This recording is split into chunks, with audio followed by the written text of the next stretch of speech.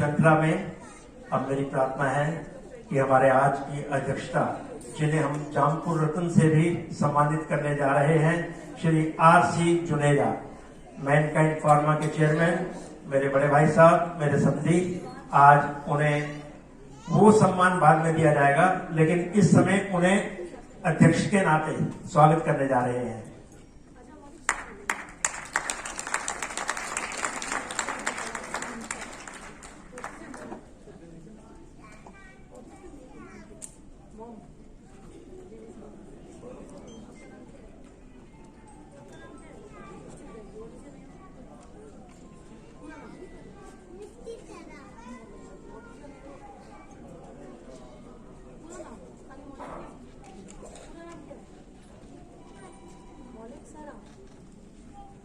राजेश महाना जी, मेरी बात तो सुन रहे हो? श्री राजेश महाना जी, मदन गिरधर जी, कई नाम मुझे भूल रहे होंगे। मदन जी आ जाओ, अपने घर न्योता नहीं आना।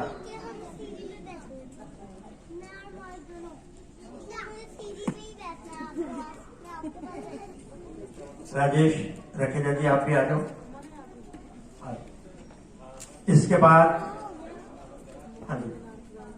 इसी कड़ी में हमारे आज के बिटिया जो है हमारी बांसुरी, उसके लिए मैं बुलाऊंगा शिखा जी, आप भी आ जाओ उनका स्वागत करने। आप हमारी तरफ से उनका स्वागत कर रहे हैं बांसुरी जी का।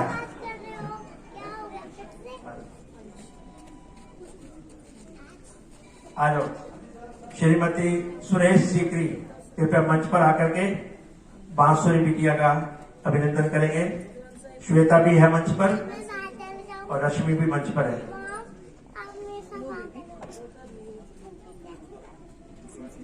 चलो, जिन्होंने कर लिया नीचे चलते, जो समय थोड़ा समय बचाना है। बांसुरी बिटिया,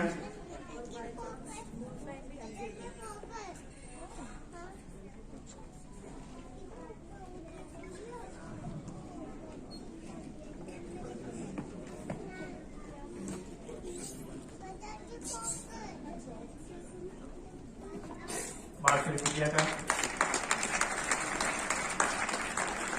इसके बाद हमारे फार्मा जगत के स्टारबर्ड्स कहूं, टाइकून कहूं, भीष्म पितामह कहूं, श्री पी.के. दत्ता जी हमारे बीच में हैं।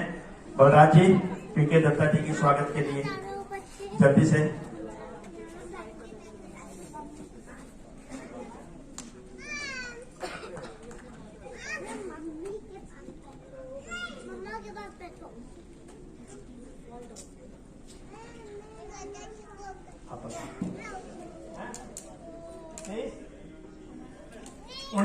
इनकी शाखाएं खुल चुकी हैं। सोना में भी खुल गई है, फरीदाबाद में भी 3 दिन खुल चुकी है, दिल्ली में भी खुल चुकी है।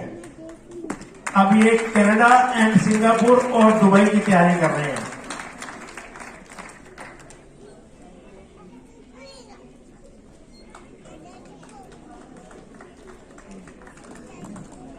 हमारे सुरेंद्र शास्त्री जी उप प्रधान अस्वस्थ चल रहे हैं।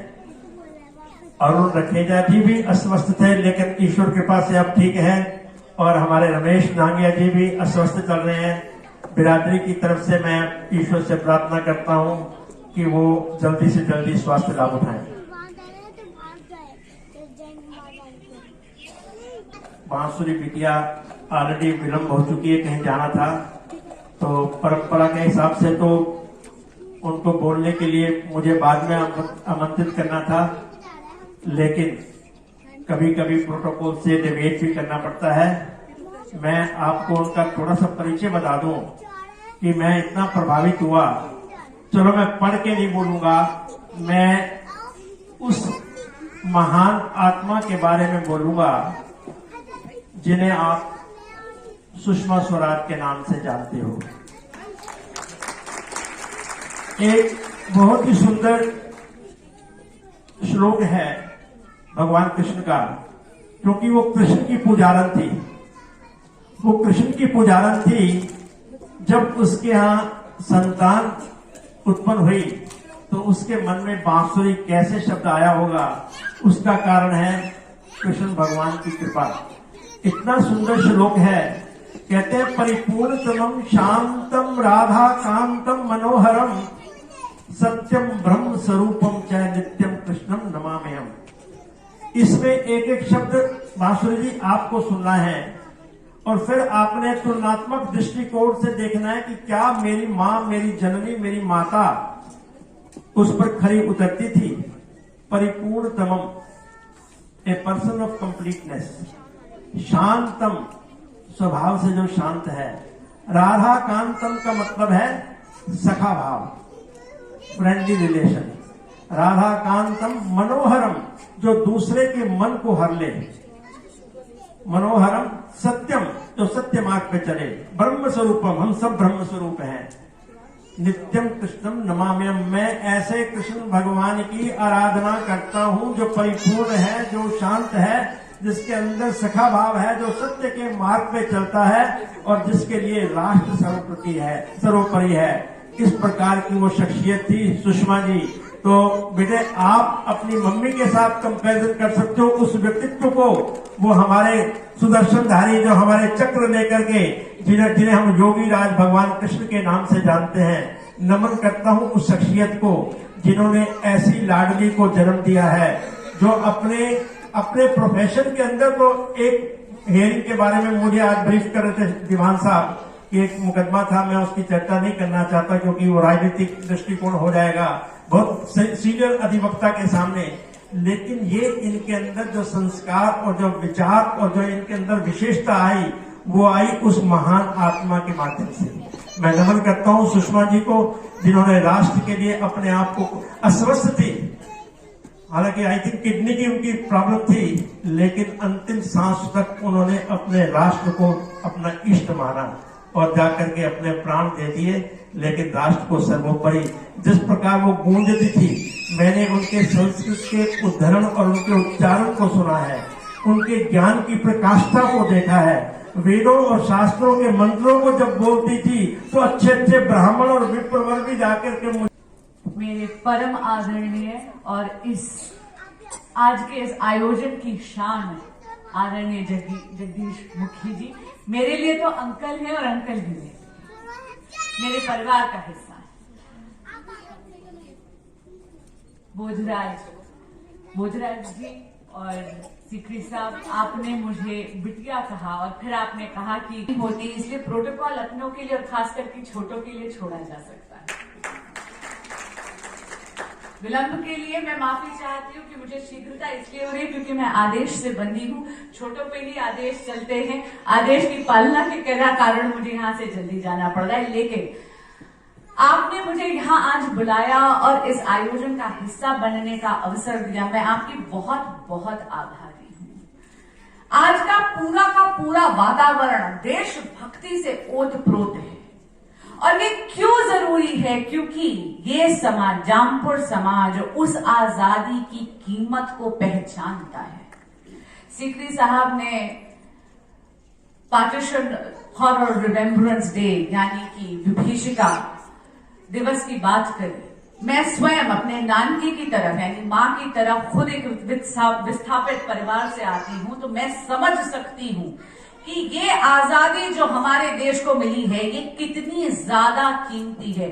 और आप लोगों का, इस समाज का आभार और अभिनंदन कि विस्थापित होने के बावजूद आपने एक नई जगह पे केवल अपना जीवन स्थापित करा, लेकिन राष्ट्र निर्माण और इस शहर के निर्माण में जो आपकी बिरादरी का योगदान रहा है वो अस्मरणीय है।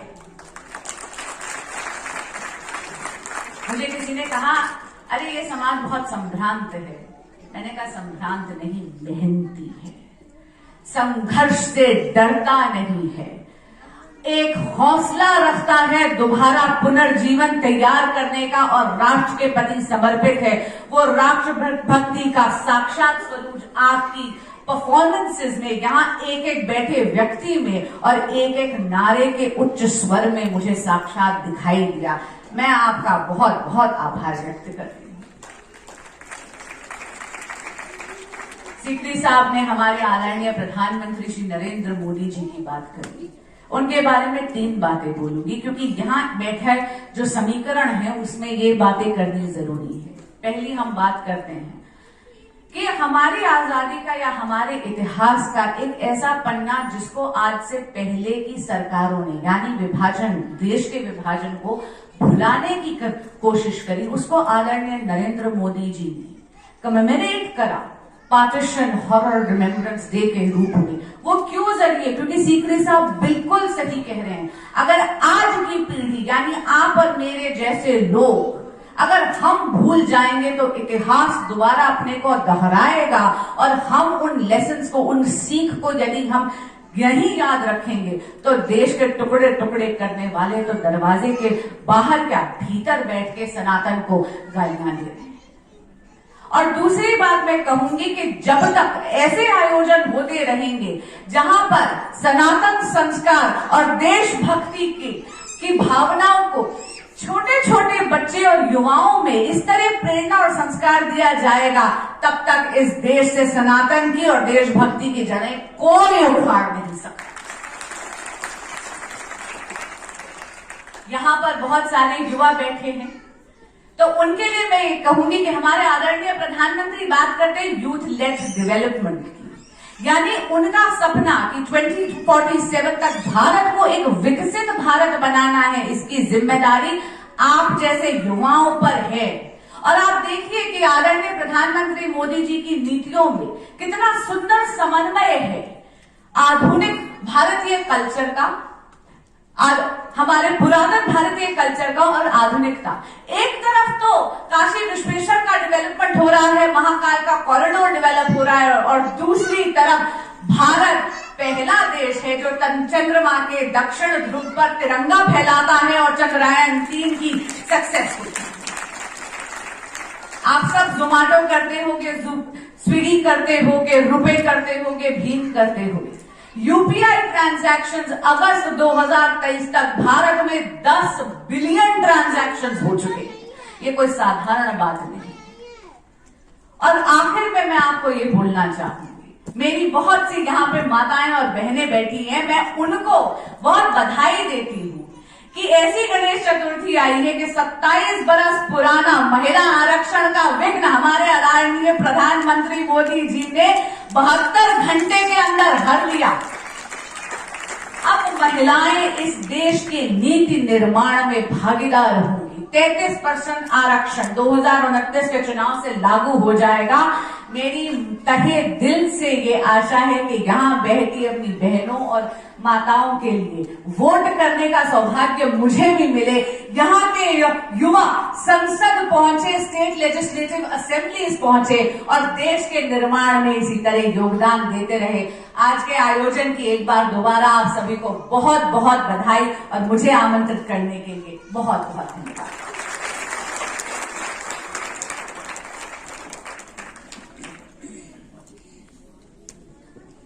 हाँ जी, अगले साल के लिए बुला ले बांसुरी जी को। ये कोई तरीका, कोई ताली भी नहीं बजाई आपने। एक्चुअली महिलाएं तो ताली इसलिए नहीं बजा रही क्योंकि 33% मिला है, अभी 20% उनका हिस्सा बाकी है। ठीक है बांसुरी जी, ये खुद ही ले लेंगी। एक बारी 33 मिल गया तो कहते हैं क्योंकि अभी अधिकार बाकी है। आरक्षण का शब्द भी नहीं इस्तेमाल होना चाहिए था क्योंकि इनका अधिकार है। कहते हैं हर वक्त की बात है, वक्त खुदा होता है, वक्त के हाथ पर हर वक्त छपा होता है, वक्त से पहले मुलाकात कहाँ होती है, वक्त का खेल है, मिलता है जुदा होता है। तो ये वक्त जो था ये ईश्वर ने हमारे नरेंद्र मोदी जी के हाथ में दिया था कि तूने जाकर के इस घोषणा को करना है। तो लोग कह रहे हमने किया, तुमने किया, क्या नहीं किया, यार विश्व जानता है। जिसने किया वो सबको पता है। तो ऐसी शख्सियत को भी नमन। अब मैं एक्चुअली हमने कुछ लोग जामपुर अब्दुल से भी हमने सम्मानित करना है। हमारे वरिष्ठ नागरिक भी हैं, युवा भी हैं, महिला भी हैं, तो उस निमित्त हम थोड़ा आगे बढ़ेंगे।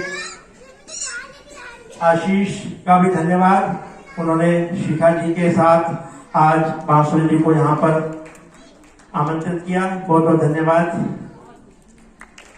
अति उत्तम।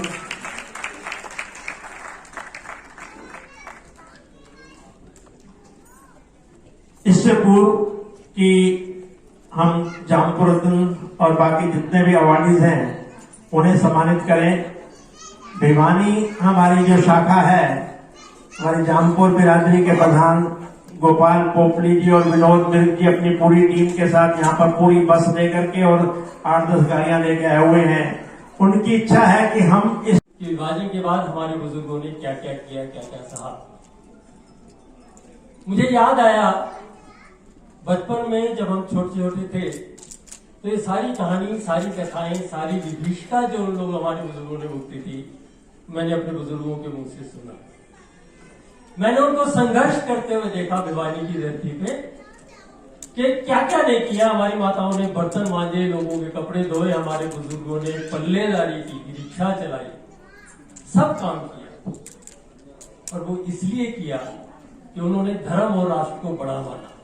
और वो चाहते तो एक नाम बदल के और धर्म बदल के वो वहां रह सकते थे। जमा जमाया व्यवसाय था, जमा जमाया काम था, कोई चिंता, कोई दुख नहीं था।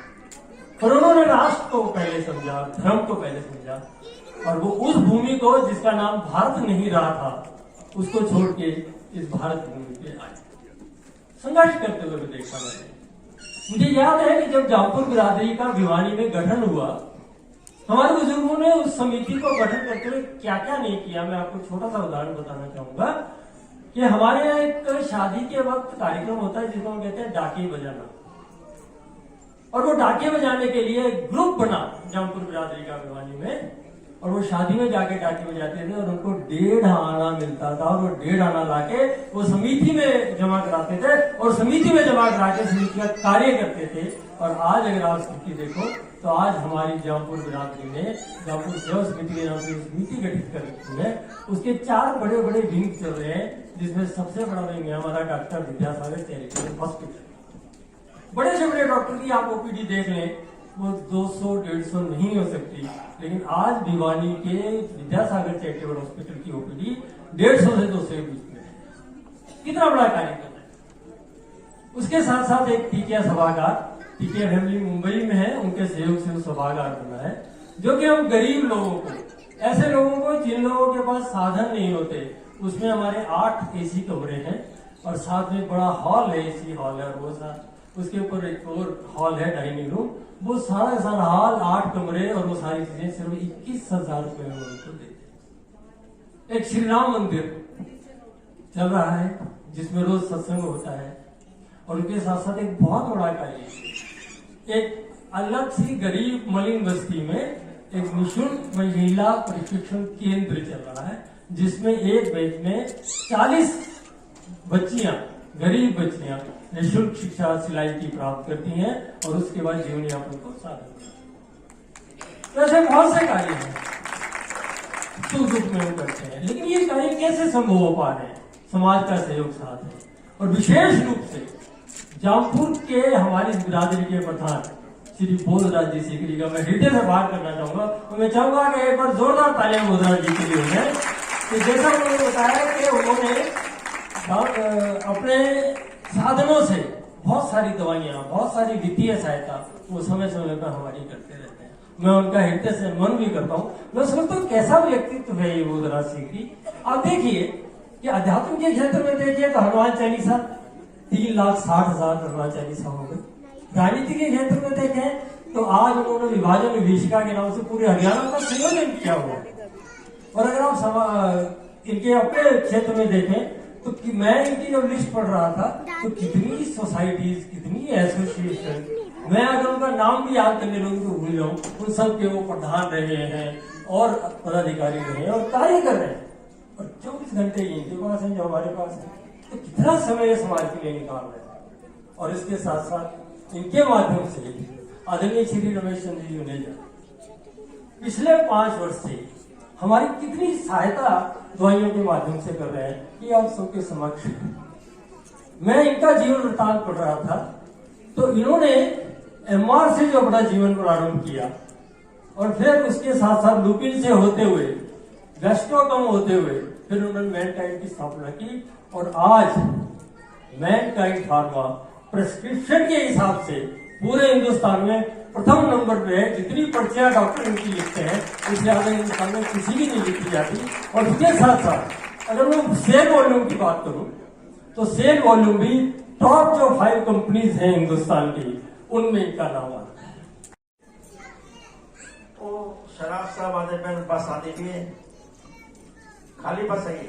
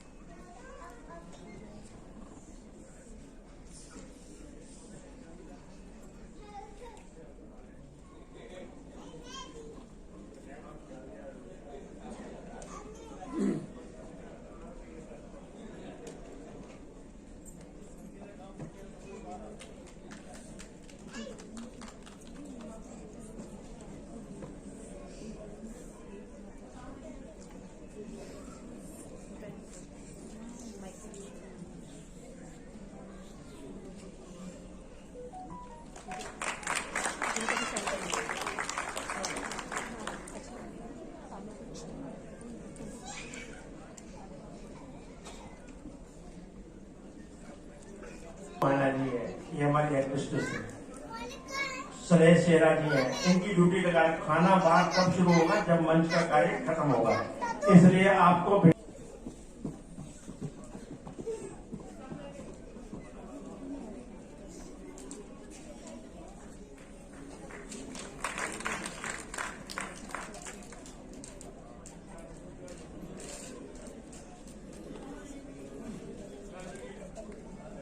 बहुत ही उदार हृदय है।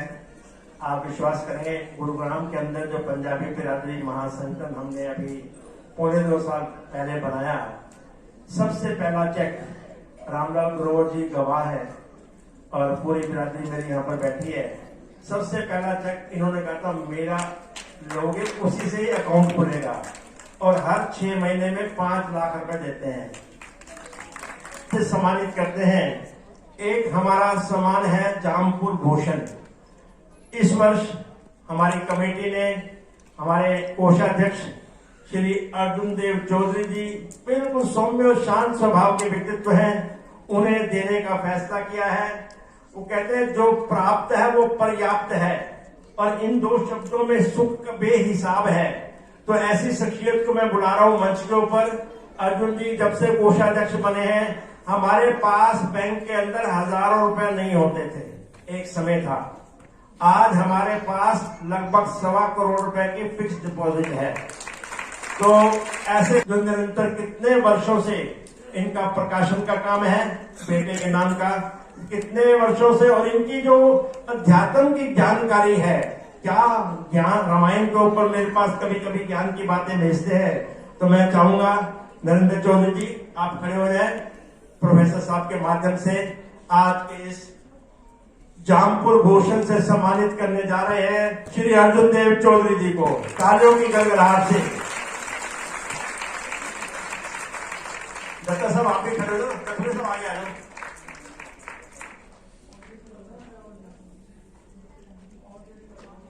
हाँ जी, ऑडिट वाली बात बाद में आएगी, इनकम टैक्स वालों से दूर रहना चाहिए। सरल, सौम्य और अपने कर्मठ स्वभाव के कारण आज अर्जुन देव चौधरी जी ने हमारी जामपुर बिरादरी के अंदर एक विशेष स्थान बनाया है, और इनकी कर्मठता के कारण आज जामपुर बिरादरी कहते हैं करोड़पति है, करोड़पति। और अब हमने एक जामपुर भवन बनाया था हरिद्वार में, उसका पुनर्निर्माण करने का फैसला ऑलमोस्ट हो चुका है। ईश्वर कृपा हुई तो जल्दी उसका निर्माण भी पूर्ण होगा। इस प्रकार यदि हमारे पास धन आता रहा तो। अब मैं प्रार्थना करूंगा श्री रमेश जुनेजा जी से। जैसा कि आपको मैंने पहले भी घोषणा की थी, आज के इस आयोजन में हम प्रतिवर्ष ऐसे व्यक्तित्व को जामपुर रत्न से सुशोभित करते हैं जिसकी समाज में कोई विशेष सहयोग हो। जुनेजा साहब के बारे में यद्यपि हर वर्ष मंच के माध्यम से आप सुनते भी हैं, लेकिन उनकी उदारता, कहते हैं कि what he does nobody nose. Even हमारी भाभी को नहीं मालूम कि वो क्या करते हैं। दानवीर अभी के आज इस सम्मान से, भाभी जी कहां गई? पूनम भाभी, अरे उनको तो मंच पे आना है। शाख को हिलाना होगा, कुछ नहीं होता कोसने से अंधेरों को, अपने हिस्से का दिया खुद ही जलाना होगा। भाई साहब वो शख्सियत है जिन्होंने अपने हाथों से, अपनी लगन से, अपनी मेहनत से ऐसी इमारत खड़ी की है कि आज पूरे विश्व के अंदर भी मैनकाइंड, ये है ईश्वर कृपा, ये है माता पिता का आशीर्वाद और ये है लोगों की दुआ। तो इस प्रकार की शख्सियत को आज जामपुर बिरादरी जामपुर रत्न से सम्मानित करते हुए गौरवान्वित महसूस कर रही है। मैं चाहूंगा कि जितने भी यहाँ पर हमारे जामपुरी ब्रदर सिस्टर बैठे हैं, तालियों की गड़गड़ाहट से आज का भोजन भी मैंने बताया है, उनकी तरफ से आने वाले 10 साल की भी गारंटी है, उनकी तरफ से होगा। हम तो बजाओ तालियां। रमेश चौधरी जी, आपकी श्रीमती की ताली बजाने में तो कोई मुश्किल नहीं है। हाँ ठीक है, तो मेरे हमारे होकर के मेरे हमारों के लिए ताली नहीं बजा रहे। आपके यहां से सिर्फ एक आदमी आया है और विनोद भारती ने मुझे कहा था मेरी बस आएगी, वो बस थी, ये बस थी। हाँ जी,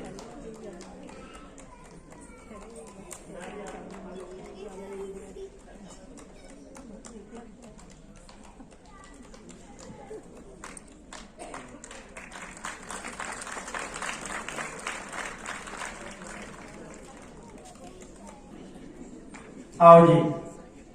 ऐसी सोच रखने वाली श्रीमती उषा किरण नांगिया को इस वर्ष जामपुर वार्षिक सम्मेलन के जामपुर महिला शक्ति के सम्मान देते हुए हम गौरवान्वित महसूस कर रहे हैं।